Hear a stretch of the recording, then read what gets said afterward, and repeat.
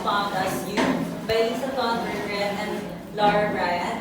So this book is very sentimental to me. This is a children's book and a Christian book. So you all know that I grew up in the church and my father was a pastor, and I really saw my story here. So God Found Us You represents my yesterday and my today story.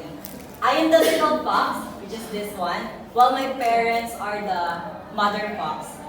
My parents were struggling before to have a child, but they did not give up, so they prayed to God, like what the mother fox did in the book. So yeah, my non-biological mother is having a difficulty to have a child. Not until God let my parents find me, I find and adopt me like the little fox. Like the little fox, adoption made me question my biological identity.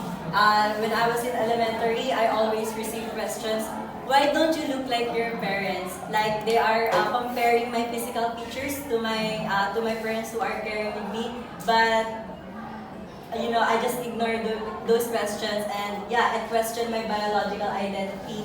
Yet my parents profoundly explained everything to me with tenderness, love, and care. And the main reason why my biological parents let me adopted by my parents right now, because they cannot provide the needs. Actually, abortion was an option for them. That's why I am not into abortion, because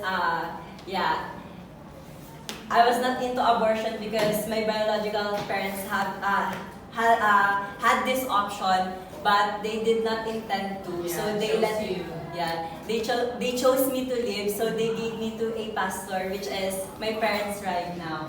And like the mother fox, which are my parents, for a while. And like the mother fox, like my parents, my non-biological parents treated me like their own. And regardless of our differences physically and in blood, they sheltered, nurtured, and shaped me into who I am today. A warm, bubbly, and enthusiastic person like you always see, who cares about others like what my non-biological parents did to me. So in a nutshell, this is how I fell in love with literature. I found myself in the book, like how my parents found me as their best God's gift to them. Yeah.